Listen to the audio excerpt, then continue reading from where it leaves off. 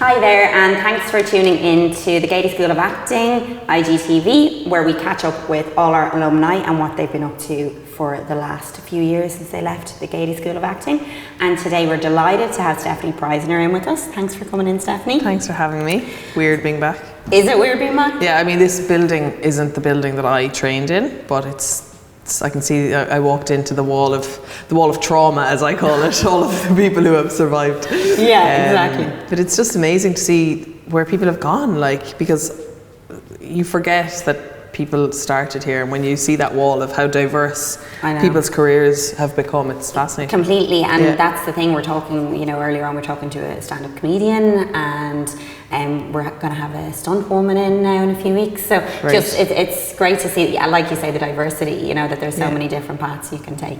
And so you've taken lots of different paths. So can you tell us what you've been up to since you left? Yeah, I think when I was in here, I really, really wanted to be an actor. I think that's what everybody comes here for.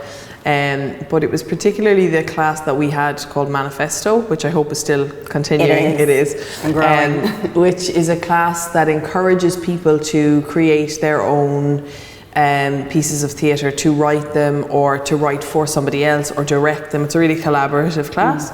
And that was where I first kind of discovered that I liked to write.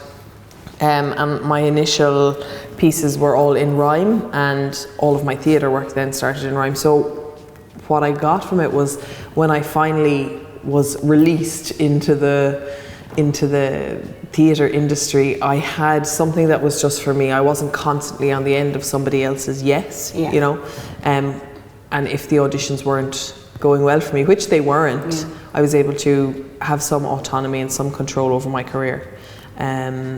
And the class of Manifesto allowed me to sow some seeds, which I later reaped and wrote. So I wrote a piece in my final year here, which then became a full-length play, which is now going to be adapted by the BBC. Well, I'm going to adapt for the BBC. So it's, you think sometimes, I remember the frustration of the Manifesto class being like, Manifesto, they call why it these are they days. making us do this stupid, I just want to do scenes, I just want to read plays. And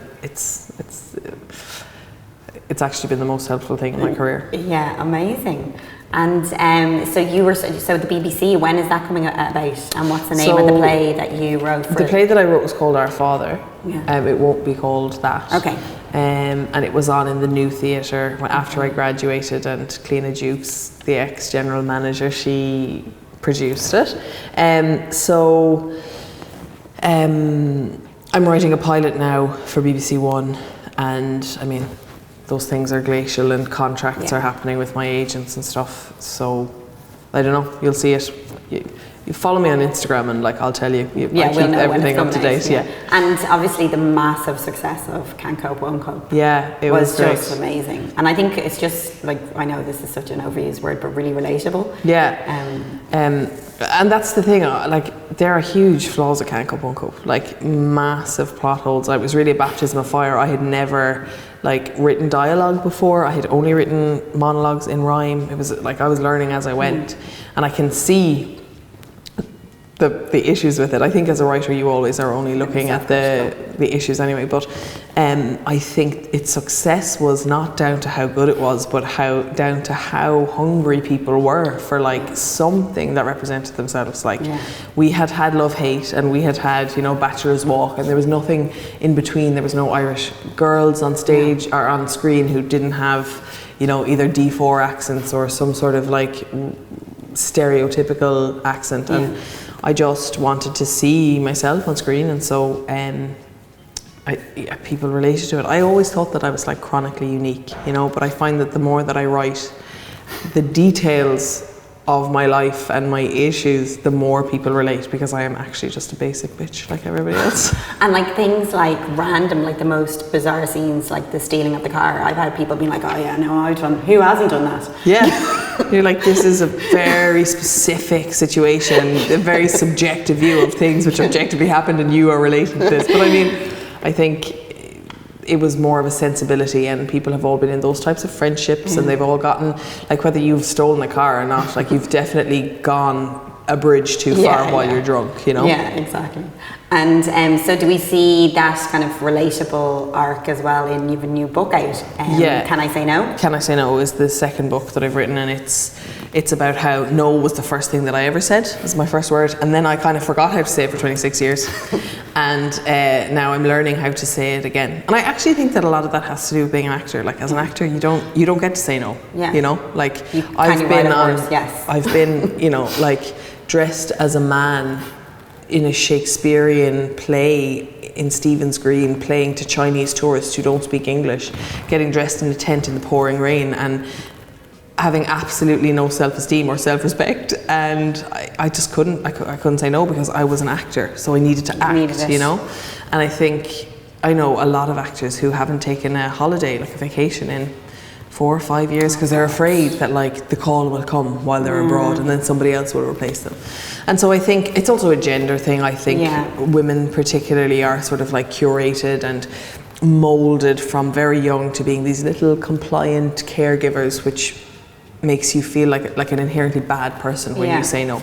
Being a yes person is what we think. We're told the good thing to do. Share, be kind, be nice to your friend, look out for your friend, don't cause a scene, don't make a fuss. And so those things, that's what the book is about, told through anecdotes of my own experience, like Shakespeare in the Park, like, you know, having to share my crayons in school, and like Blythe going too hard on my blue crayon and melting it, and you know, I mean, it was just a very traumatic childhood. It all boils down to the crayons.